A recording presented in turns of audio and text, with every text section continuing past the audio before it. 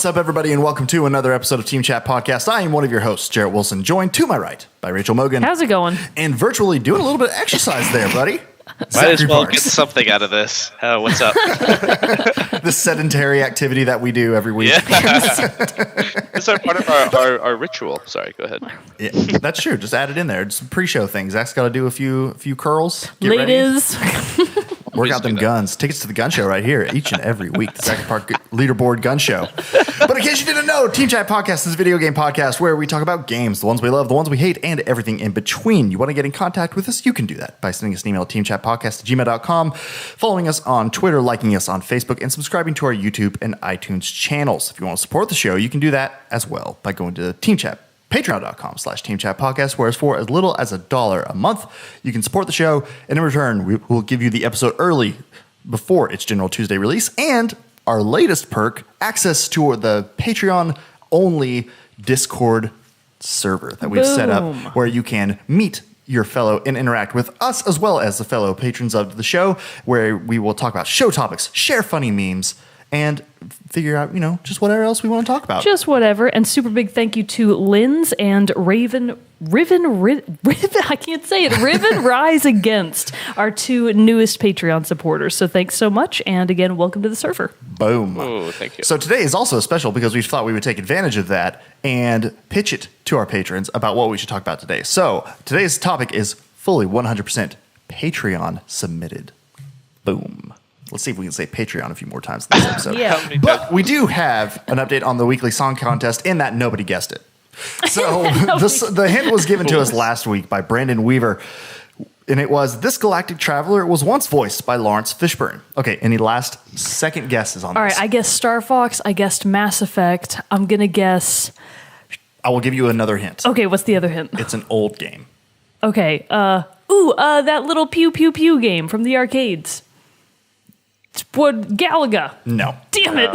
Any guesses, Zach? I don't want to... Okay, another hint. Refine it a little bit more. It's on the NES. The pew pew pew one where it's like the guys coming down, Space Invaders. No. Damn it. I don't know. NES? I have no idea. And it's not Star Fox. No. Lawrence Fishburne almost voiced a character on the NES? Is that what it said? Or did. Oh, he did. He did. That's according to his hint. Huh. It was once, this character was once voiced by Lawrence Fishburne. So it might not be this particular entry into the series that Lawrence Fishburne did it, but one of the games. I don't know. I give up. Okay, it is Silver Surfer on the NES. Level 1 was the song title. Damn it. It was a very obscure I never one. would have guessed that in my entire life. And Brandon said it, and then every single comment on the YouTube when I went to go listen to the song was, game is absolutely terrible, but the soundtrack is fantastic. So it's a winner in the music department, not gameplay department. All right, well, moving on then. We do have another song hint coming at you at the end of this episode from Bro Mogan, so stick around for that. All right, so on to today's topic. It's actually kind of a two, possibly three-parter. If we have the time. If we have the time. So the first topic that we're going to talk about today was submitted to us by one of our latest patrons, NQN Linz, who wanted us to talk a little bit about gaming communities. So I'm going to pop up her message real quick so we can get a refresher on this and I can know exactly what she wants to talk about. She says, whoops, I'm in the wrong thread. Got to learn this Discord. This new Come on, technology. Grandpa. Get it together. I don't know how to use Grandpa this technology. Old. All right.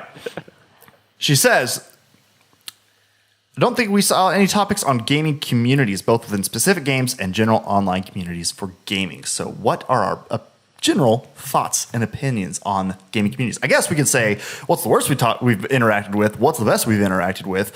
And just how do they help a game in general getting more, either building the player base or bringing the player base down? I suppose we can go at it from that angle. We can. So first of all, which communities would you all say you're actually in? Because there are plenty of games that I play, but I'm not in the community. Right. So do you, I assume that for Zach, you might be in the Halo community to a certain extent. Are there any others? If there was one community I'm actually in, it would be the Halo community. And I'm going to talk, I don't want to jump too far ahead, but upon hearing this question, I did want to talk about how the communities, and I've touched on this on another episode, how communities from when I was growing up were, in my opinion, and this could be due to a bunch of different factors, were a lot better than they are now for me. And like one community that I considered that I belonged to early on in my gaming life or whatever was Xbox Live. And I treated that like its own community because it was, to me, a very small one. And I guess, it got bigger, obviously, and it started out smaller. But that was a gaming community, like online gaming. I really thought online gaming for a long time was its own separate community. And it still, to a degree, is. It's just been sectioned off, to a lot more different areas. And so, yeah, I guess you could say I'm part of the Halo community. But what I used to be was much more into competitive Halo, and I've spoken about that before, and montage making. So I used to make montages, and I still do with Halo. And the Halo montage community was definitely one that I was part of. And I used to post on this forum where people would put new montages, talk about old montages, review your montages. So I'd put mine on there and have discussions about montages. So montages are still something that I really actually enjoy, not just Halo ones, but any kind of montage. And that is definitely a community that I was probably the deepest in. But yeah, I don't find myself being drawn towards a gaming community that seems to me to be not niche. And I know that sounds like pretentious or something. We would expect nothing less from Zach. But I wouldn't want to belong. I don't know. It's like, it's complicated, and I don't know that much about it, so I should preface everything. I don't know that much about like hardcore gaming communities online. Well, you stayed very specifically into the Halo and a community centered around Halo and stemming from Xbox Live. But I mean, it's had great benefits. Which, speaking of montages, real quick shout out: you can watch one of his most recent montages on the Team Chat podcast YouTube channel. So scurry on over there with your little mouse and keyboard and find that one out. But still, you still have experience with that same community, and you understand like how people generally act towards one another or how they interact with each other. So like you found a very helpful community in building your montages where you were able to kind of like help craft and define that skill set that you were trying to build out. Yes. But honestly, I feel like nowadays, more often than not, gaming communities get a bad rap. Like you hear more about the negative of them than the good. You really do, especially like for the non-gaming community. Really, the only media they're ever going to see about online gaming communities is almost exclusively going to be negative. Right. It's going to be a story of like epic bullying online, or it's going to be about trolling. It's going to be about sexism in gaming, racism in gaming. It's going to be bad. Right. I've never seen like a very highly publicized article that was like, gaming, it's the best, and everybody who does it is awesome. A+. Like that's not something that's really prevalent in the public eye, even if for example, with niche communities and even for some of the bigger communities, they might actually be very supportive places. It's just that type of publicity never makes it to the greater outside world. Right. Yeah, that's true. I would agree with that too. And I feel like you do have to kind of be more than just the casual observer to a game or even the casual player of a game to be considered inside it. Like I follow a couple games. I would say I'm a part of the community of a couple different games, predominantly only Overwatch and For Honor. Oh, okay. Which is interesting because they are slightly different, like pretty much polar opposites in how the majority of the community interact with each other. Which one is worse? For Honor, for sure. Really? It is? I actually would have assumed it was Overwatch. No. Well, okay, I will say this. Personal interactions in Overwatch have been worse, I feel like, than the ones in For Honor. But I've played Overwatch longer. For Honor's only been out for a few months. Overwatch's been out for almost a year and a half now.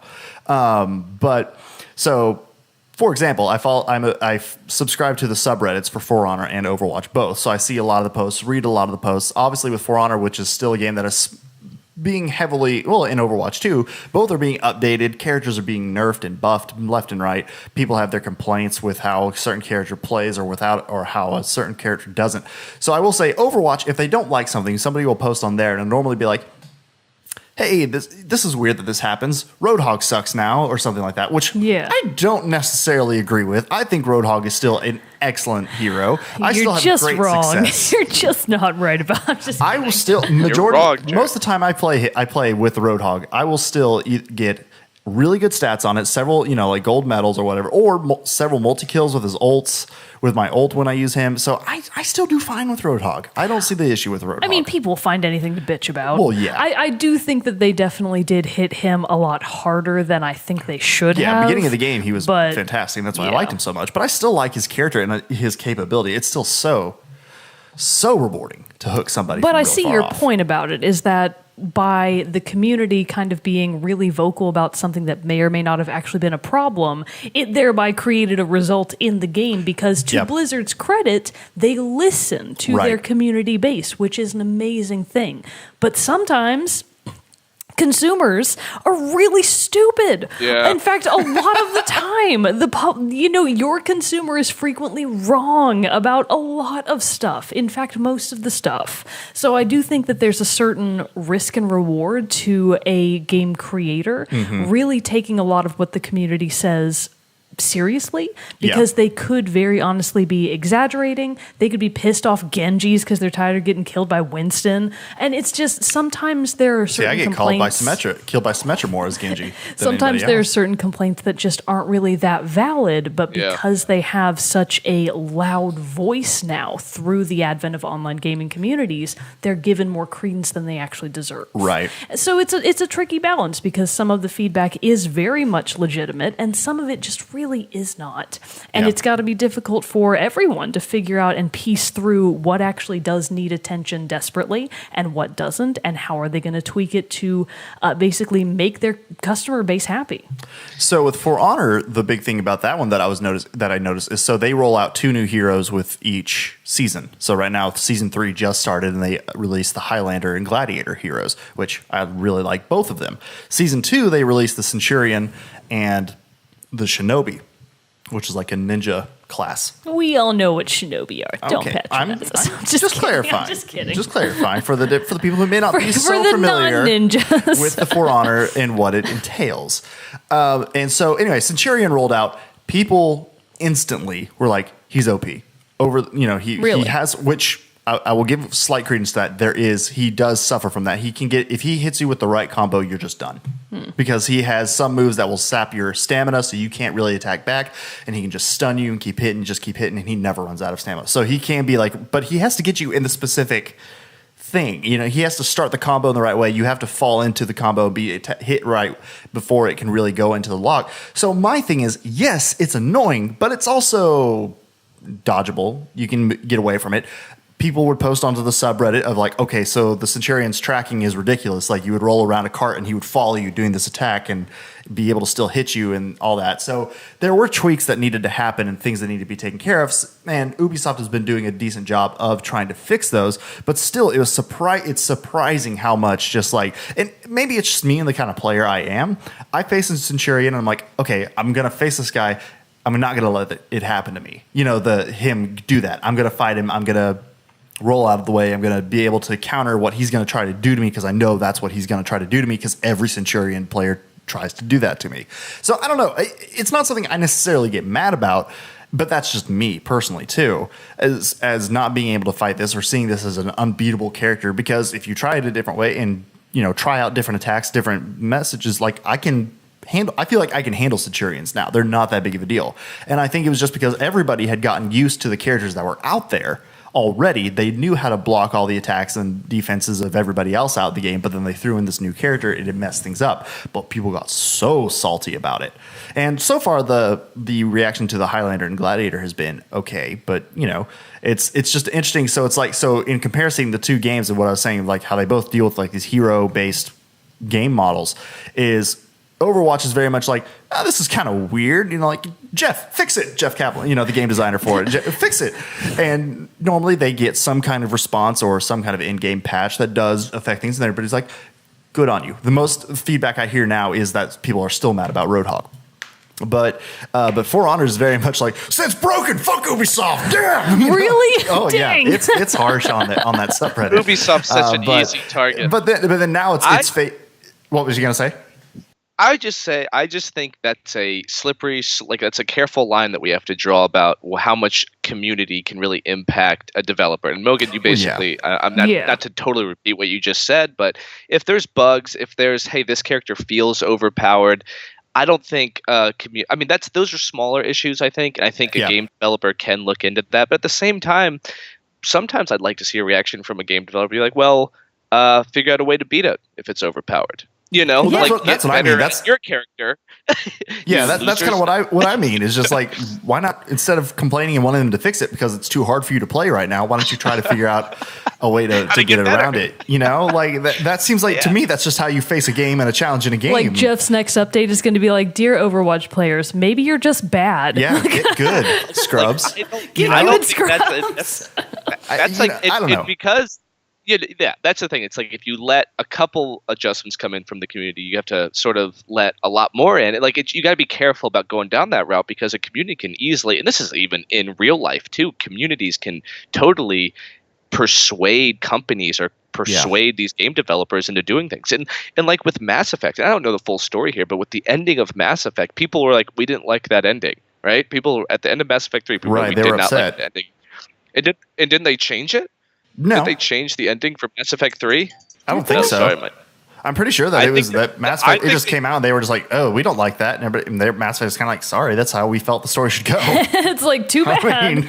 I would be interested to see if they did actually change it, though, because I didn't play the Mass Effect series. That's one that I always missed out on. But that sounds like something that could happen. And actually, whether or not to a certain extent, it did in a different game.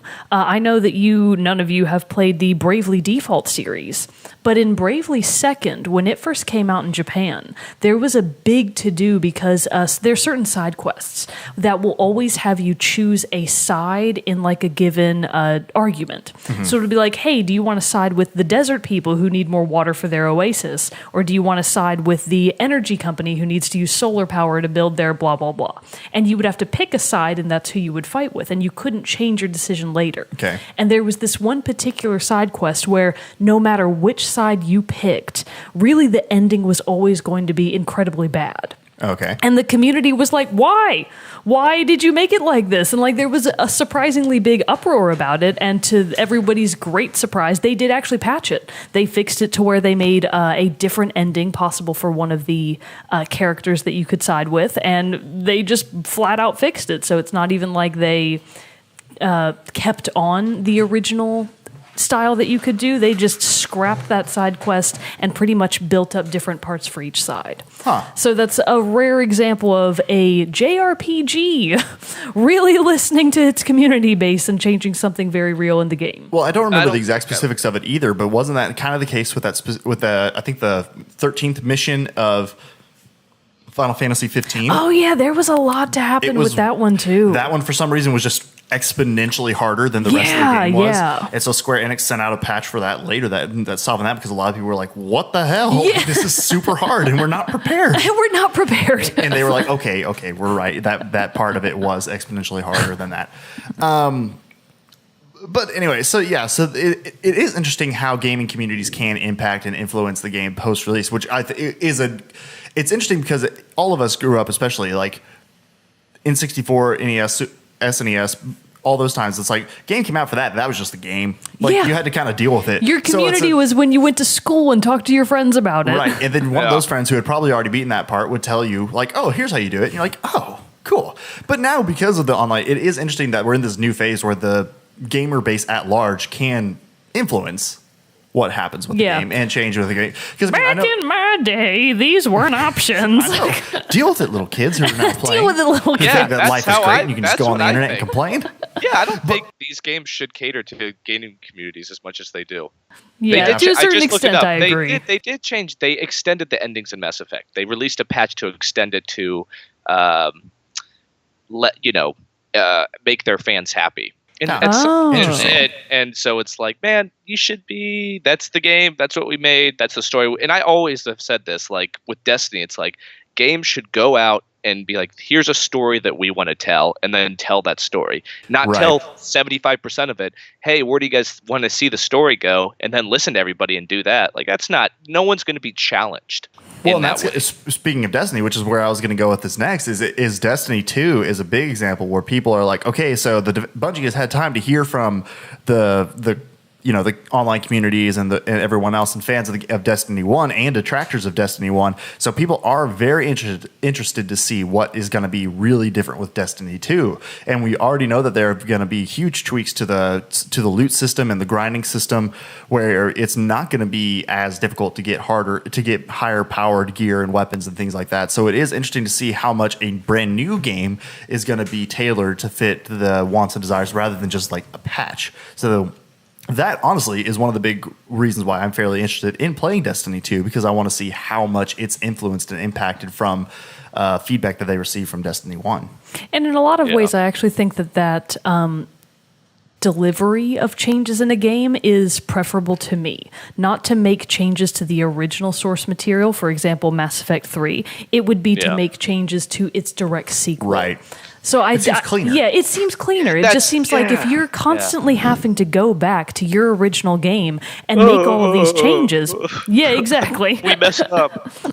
So it just seems like a very messy approach to building a game, because in theory you already did. So why are you having to go back and make these many changes? And when it's things like bugs and just tiny little things that do always need to be, every game is going to have bugs. You always have to patch those. Right. Or a player finds a super cheat and it's like destroying the whole game. You always have to patch that kind of stuff. But if you're making direct changes to the story, like Zach said with Mass Effect, that's the kind of stuff where I personally draw the line there. It's like, no, you shouldn't be doing that. Right, I agree. And in other games like what we've talked about with Overwatch and For Honor, like in a game where the little things like how fast a gun can reload or how much damage, like the 2% more damage in a specific instance, like those little tweaks do make a big difference. Yeah. And so it is hard to get that right out the gate. So I don't have any problem with people nerfing and updating and buffing and all that stuff to games like that either. It just is interesting in how and where we sit today, how much like I said, we all said before, how much a gaming community can actually impact a game's development cycle. So another side, let's touch on this, is what has been one of the more interesting interactions you've had, either while playing a game or just like interacting online with a specific gaming community? Well, I think that the most interactive experiences I have are either going to be through Splatoon or through Overwatch, because those are really probably two of the only online gaming communities that I am very actively in, if you're not including The Legend of Zelda. Right. Because like I'm very much in that community, but it's not like I'm on forums every day posting about stuff. It's more like voice chatting while you're playing. Yeah, it's more like I just go online and I'm like, what did people draw about The Legend of Zelda today? I want to see everybody's pretty pictures. It's like looking at your refrigerator door and it's plastered with all these pretty drawings and you're like, what a pleasant time. Yeah. No, so they're two very different experiences. So with Splatoon, I actually think that one of the things that the game has always done, even when it was on the Wii U, that a lot of other games should be borrowing from, is the plaza system. So you know how you have your plaza in Splatoon and like everybody's Miiverse posts are there? That they basically built memes right into the game. They tailor-made a platform to people to express their creativity, be hilarious, occasionally be inappropriate and not really the kind of things... anyone an open forum to write a message. Yeah, you're always going to run that risk. But to Splatoon's credit, the majority of what makes it to the public eye for the gamers themselves is usually hysterical stuff. Yep. Like a lot of the things that came out at the very beginning of Splatoon 2 were just gold. You know that meme of the guy that kind of like does the startled blink? Oh, yeah. There was one of those where it was like, the EU Miiverse posts are so much better than the American ones. And then it was his face in perfect pixel detail. And it was like me. And then his face. And I was like, that's hilarious. Like all of the things with Splatfest, especially, it really kind of creates a unique community sense where, especially with Splatfest, actually, where everyone isn't necessarily on their own separate teams per se. It's just everybody picks a side. Right. And even if you like the other side, you've picked your side. And that kind of creates this interesting discourse where everybody's like ragging on each other, but in a very playful way. Right. So I think it's really an interesting tailor-made approach to community that in the case of Nintendo, you really don't have a lot of other options. No. So even though that they are lacking in this... especially in voice chat and that kind of online community, they've managed to fill that void with something very unique and very engaging and fun. So that's something that I think is to their credit, really. One time I was on there walking around in the little plaza of Splatoon 2, and I saw somebody, because another subreddit I follow is prequel memes, which is just memes based on the Star Wars episodes 1, 2, and 3. Hilarious, but you have hilarious, but you have to know those movies for them to be funny. And so one time I was walking through there, and one of the other Inklings had in there, what's it called, the little board, the little thing where you see the drawings? Oh, your Miiverse post. Miiverse posts. And it was this one where in episode 3, at the time, Chancellor Palpatine, I won't go too into the story, because you guys aren't into this, is talking to Anakin, and he's just like, have you ever heard the story of Darth Plagueis the Wise? And it's this huge thing that people go nuts over on prequel memes, and somebody had drawn Palpatine going, have you ever heard the story of Darth Plagueis the Wise? And I lost my shit. It was so funny. See, that's the kind of stuff that I live for. Right. It's ridiculous Miiverse post that's like, nobody gets that except for about 0.01% of all online people. Right. But for that percentage, it's hilarious. Well, and for you, Zach, with Halo, yeah, because Halo especially. Yeah. Well, Halo Combat Evolved is one of the first games that had like multiplayer, which online multiplayer, which could then lead to having these interactions. And you, as far as I know, have played from then till now on Halo. So you've spent a lot of time in this one community. What are some things that you've interacted with on there that where you're like, man, I get this only because I know, like the little things that come out that become part of the community just because you're a part of the game and really deep into it. Yeah, well, with Halo 2, and again, coming back to the competitive nature, the competitive gaming becoming huge with Halo and Halo 2, and actually following the various teams. I mean, that's, I was pretty hardcore into Major League Gaming, MLG. Now it's like, is it still called MLG? Or what is so. Like parts of it are. Professional gaming. Because each one now has like its own, like Overwatch now has a league. CSGO has a league. Yeah, MLG used Call to of be Duty what I has thought one. was. Yeah, whatever. But I was really into MLG, and having debates and also watching the events was something that I did with my friends in real life. Like, we'd go to my computer and we'd watch like a professional Halo event, and we'd talk about it, and we'd talk about Ogre 1 and Ogre 2 and Walshy, and Cyan's getting kicked off team off Final Boss, which was like the biggest it was Scandal, and like it was like the biggest Halo 2 team, the best, and or maybe he got kicked off during Halo 3 days, but anyways, he got kicked off and they replaced him, but he went to another team. And it's just like following any other sport, except that, like I said earlier in the episode, it felt very niche, and I kind of like that. I was like, this is something that only a few people really appreciate, and it felt special to, I don't know, I think it just feels special for anybody who appreciates something that isn't as mainstream. Right. It's nice. And you have a community that you really believe, and it was true of, that really cared about it because it wasn't so easily accessible. It means they really had to dig for it to you got to put in some effort to get into MLG. You got to really want to do it. It's not every Sunday, Monday night on ESPN.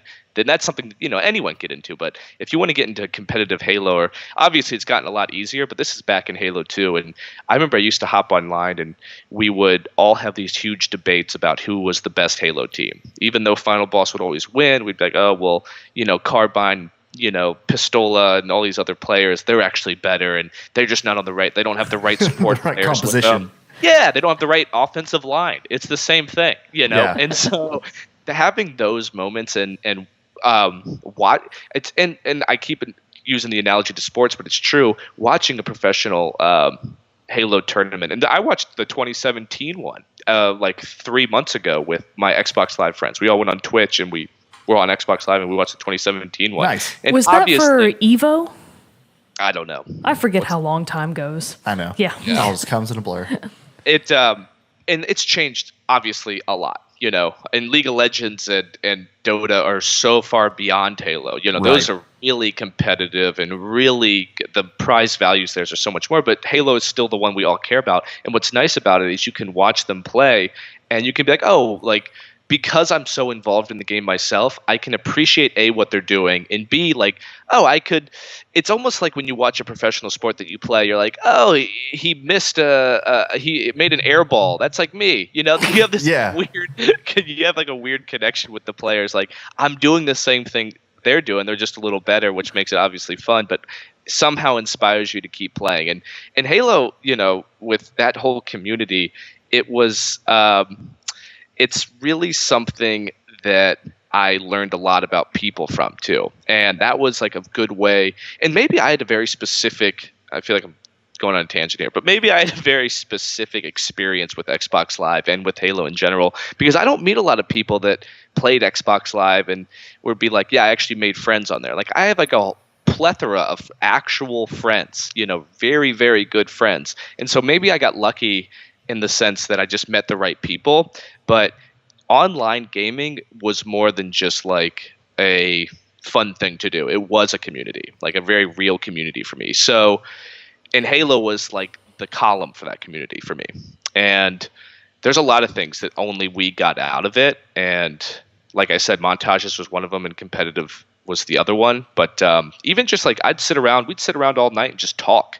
And we wouldn't even play the game. We just used Halo as a way to talk. That was another interesting thing. We'd sit around all night and talk about ourselves, our lives, and like girlfriends, girlfriends, boyfriends, and drama in our school, and like that's who I talked to. It was weird. It like people are like, "That's so weird." I'm like, "Yeah." Is it? You sit around the TV watching football games and talk to your friends then. So it's just a different. It's just the outside of the norm of what people are normally used to doing that in. And these people, like the specific people I mentioned is Cheat, Devil, and Lithical, and that's their Xbox Live names. But it's Grant, Spencer, and James. And I met these people. We see each other like once a year probably. Spencer's been on the show twice now. Spencer's been on the show, and I met him in middle school on Rainbow Six and then Halo. And so I don't know. I think my story is a little bit unique and a good testament to what a good online community can actually reward you with. Right. But it's not for everybody. Nowadays, I don't know how you do it nowadays. I really don't. Now, actually, I have a couple of thoughts on that because I do feel like with online gaming becoming so much more voluminous, there's just so much more out there. I feel like one of the best ways to whittle it down to your actual community that you belong in are through platforms like Discord. Yeah. Like I know that this isn't like a Patreon push actually. So with Discord, I feel like one of the reasons that I actually got so into Splatoon is because I met somebody on Twitter of all places during a Splatfest because we were both tweeting about it. Right. She sent me the invite to a specific Discord for Splatoon. And that's where we got voice chat. That's where you could go online and just text with your friends all the time about the game. And I agree, like I've definitely made some really good friends through that platform. And it's rare, but I feel like that gives you the ability to really narrow down your search. Because now instead of just shouting into the void of all Splatoon players all over the world, I have this little small corner that I call my own. And that's like me and where I go to play with other people online. And of course you can just join up with just them or you could go online and play with everybody, and it is a really interesting way to basically cancel out all the noise. Yeah, because there is a lot of noise in online gaming communities. Right, which I'm glad that we've touched on a little bit, but we've kept this discussion about it more on the positive side of the gaming communities because even with the for all I said about how For Honor people can be really salty, I have a couple times like when I was playing with the new Highlander hero and I was able to successfully beat a Centurion character really, really well and easily. And I actually was like very impressed with myself. I was like, ooh, this is fun. And so I posted the video of the gameplay against that Centurion to the For Honor subreddit. And people on there were like, hey man, good fight. That was awesome. Like good use of this. It's annoying when people do, respond in this way or, so good on you for how you're able to handle it. And it is for all the people who are going to complain at Ubisoft, for all the people who are going to complain at Blizzard, there are still the people who are like, this is a really fun game. I really enjoy playing this game and I want to help other people get better at it. Many times playing For Honor 2, I'll have faced somebody who was in the dueling where it's just one-on-one, and man, if that person like is really good, and I'm playing with my highest rep character, and they're playing with theirs, and you can just tell it's really good back and forth.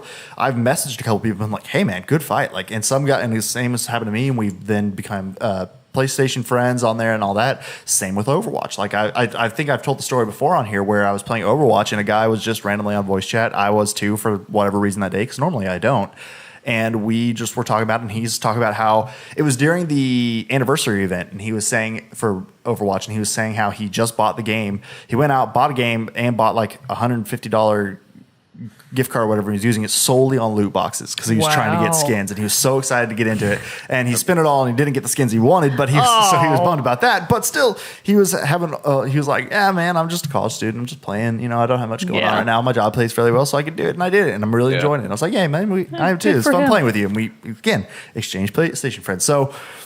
And then, too, with friends of mine back home in Oklahoma who I don't see that much anymore, I've played Destiny with them a couple times or Star Wars Battlefront, and it's been fun that just, like, these are the guys that I went to, like, film class with, and it's fun to reconnect on there and, like, chat while playing a fun game together. So it's pretty fun.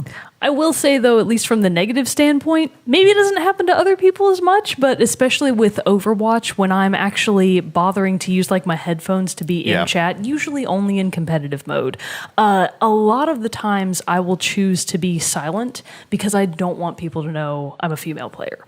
Because, for example, all other 5 guys are online and they're using, you know, really vulgar and offensive language, and I'm like, I don't want them to know that I'm a woman, because it's not going to go well for me.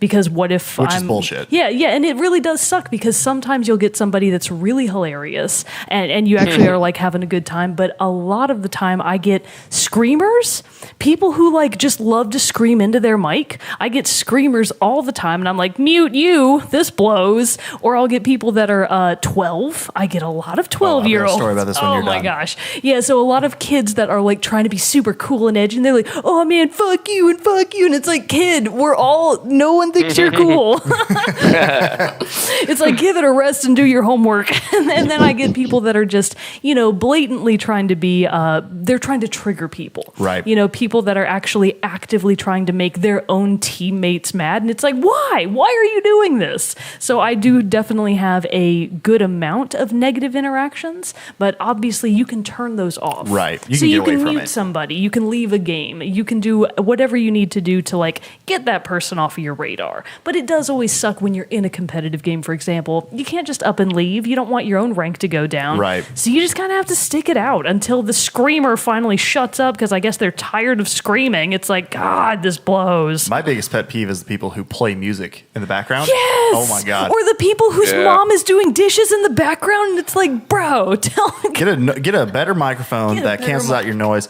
But so it's the same with people who are 12. I was playing some Overwatch yesterday, and I got on. It was like the first game I was playing wasn't even competitive. It was just free play, and this kid gets on. Sounded like he was 8. Oh, he's a baby. little kid, and he's like, "Hey, hello everyone." You know, just like talking like that, and he's just like, and he was playing as Hanzo. Of course he was. But he was actually like high level, so I don't know if it was actually this kid or he's just like voice on the voice chat while somebody else is playing for him, but I think it was actually him. And he was decent, but he kept being like, Widow, hey, Widow, can you hear me? Widow, crouch and stand up if you can hear me. Widow, come on. And just going on, and I was like, "Oh my God!" And then he was fine. And then he was fine for that game. The next game, another kid who was like 8 came on, and this kid was on. And so you know how Overwatch does the thing where you're playing, and sometimes when you're waiting for players, you'll choose your hero, and then it'll send you back to the hero selection once it finds all the people. So that happened, and he's like, "Ha! I stole the Widow from the guy who was Widow earlier." And this is on team chat, so our team can hear him. And he's just like, guy. He's like, "Ha! I stole it." And the other kid was like, "What?" And he's like, "I stole the Widow from the guy who was Widow before. Now I'm Widow." And he's like, "Why'd you do that?" He's like, "Because I wanted to be Widow." And I was like, "Oh my God!" See, that's hysterical. That's so funny. But then one of the other teammates chose to be May, and they're like, "May, you're a devil. Don't be May. Don't be May. Don't be May. May, can you hear us? Can you hear us? May, switch.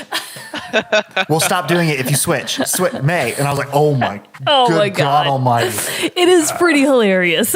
So I finished up that game. I almost tweeted out. I was like, "Help! I'm stuck in a lobby with 8-year-olds and I can't get out." It was rough, but it was pretty funny. That's pretty funny. All right. Well, I think that's we pretty well covered that topic. So let's move on then to the moment with Mogan. All right, we got plenty of stuff coming out that's going to be pretty. Well, some of it's good, some of it's ultra boo. You'll find out why in just a minute. I know why. You know why. I think everybody knows why. So we've got The Escapist 2 coming out PS4, Xbox One, and PC August 22nd. We also have Chroma Gun, PS4 exclusive right now, August 22. Guardians of the Galaxy, the Telltale series, Episode 3. So this is one of those rare examples of episodic games that's coming out for an unusual amount of old and new consoles: PS4, PS3, Xbox One, Xbox 360, and iOS, August 22nd. We have Mages of Mystralia, PS4, August 22 as well. And then we have Uncharted, The Lost Legacy, for PS4, August 22nd. Zach, you're so lucky you don't have a PS4. I'm so You're lucky. so lucky. Actually, you're not. You're missing out on a lot of Boo great exclusives. for Sticking with fuck that Xbox Uncharted. Live. Anyways. And then we have White Day, A Labyrinth Named School, coming out for PS4 and PC August 22nd. That one sounds fun, That's if only for the title. Interesting title. Yeah, so a lot is coming out on August 22nd, so everybody needs to be keeping their radars up and looking out for the fun stuff. And then we've got a bunch of other things coming out at the end of the month that we will talk about next time. Woohoo. There we go. All right. Well, we were going to go into another topic that was also on the Patreon, but we decided that since the gaming community's discussion went a little long, that we'll go ahead and save that one for another time. But anything else we want to just quickly chat about? So have you been playing any more Life is Strange? Yes, I finished episode 3. I'm behind. Are you? Well, because I've been trying to finish up Pyre. Dude, so episode 3 ends with quite the twist. You're going to be excited. Zach, I know you downloaded the first episode. Did you play it? I think I'm almost done with the first episode. What do you think so far? I like it. I actually have a lot to say about it that we probably won't be able to cover all right now. But I want to say I like it a lot. I do. I think it's a very good game from what I've experienced so far. I do like agree it. with what It is a good game. I like it. I got like a gun over here. It is a good game.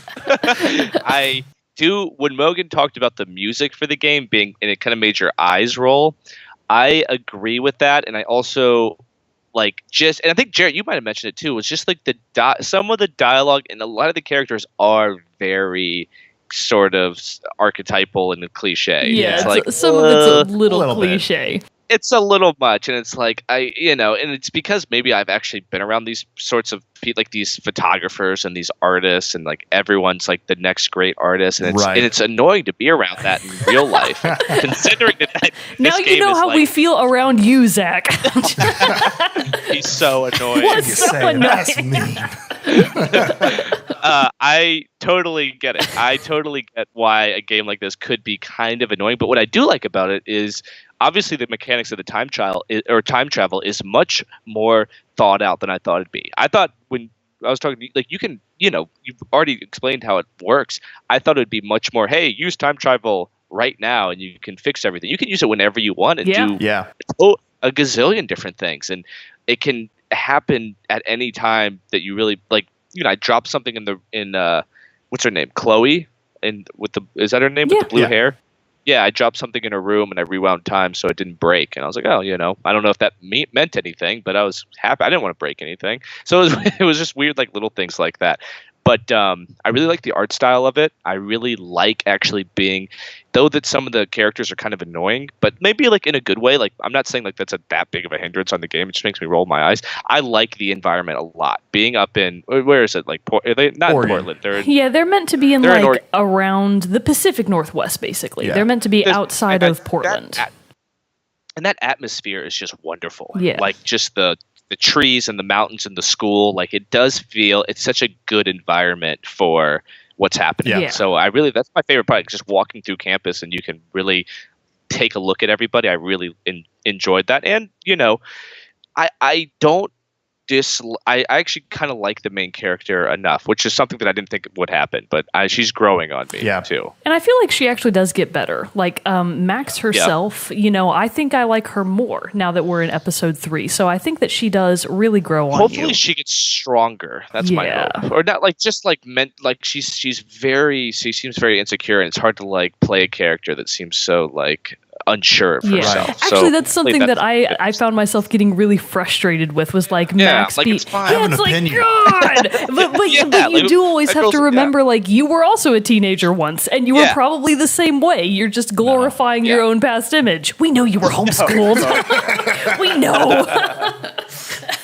My secret. But yeah, My it's making the choices and stuff is. I mean, I love that stuff. I really do like the different interactions. So Nice. yeah, I like it. And isn't it interesting, since you said you like the art style, isn't it interesting, like the juxtaposition between the art style and the more mature storyline? Yeah. That's one of my favorite things I like about it. It works. Anyway, so if you're liking It works. episode 1, really episodes 2 and 3 are just better. So Episode 2 is really I good. hope that you continue with the game because Jared and I are both loving it so far. Yeah, like I said, I'm trying Okay. to Yeah, like I said, I'm trying to finish up Pyre because I think I'm in like the last 10% of the game that I have to go through. Chop, buddy. Well, I got distracted by Life is Strange. I got sucked into 2 different really great worlds all at the same time, and it's hard to balance the time. I can't rewind time and just go back and play We one can't first. all be Max. No, so I have to take I have to come at it with the time I have. With time. So, but yeah, so I'm going to be finishing up Pyre and then trying to get through the rest of Life is Strange 2 because I do really want to know the conclusion to that story. All right. Well, before we go, ladies and gents, we do have the hint for this All week's right, I'm song not looking. contest. I want to be able to guess. Okay. The hint comes to us this week from Andrew Mogan, Bro Mogan. And the hint is dig deep. That's it. Simple. 2 words. Dig deep. Well, in case you didn't know, this song contest goes live Wednesday, 9 a.m., the day after this episode goes live. We will put a post out on Facebook and Twitter. First person to correctly guess the game that this music hint and song is from will be able to send us a song and hint for a future episode. So eyes peeled for those posts on the Facebook and Twitter. And for future reference, for anyone that's already on the Discord server, if you win one of the song contests and you want to submit your song, you can also just DM it to either Jerrett or I. So if you don't want to bother with email, you can just send it to us on Discord. Right. But yeah, I think that's it for this week. So the hint again, one more time, is dig deep. All right. Well, I think that concludes this episode of Team Chat Podcast. Until next time, I'm one of your hosts, Jerrett Wilson, joined to my right by Rachel Mogan. Sayonara. And through the computer, Zachary Parks. Adios. We'll see you all next time. Stick around for the song.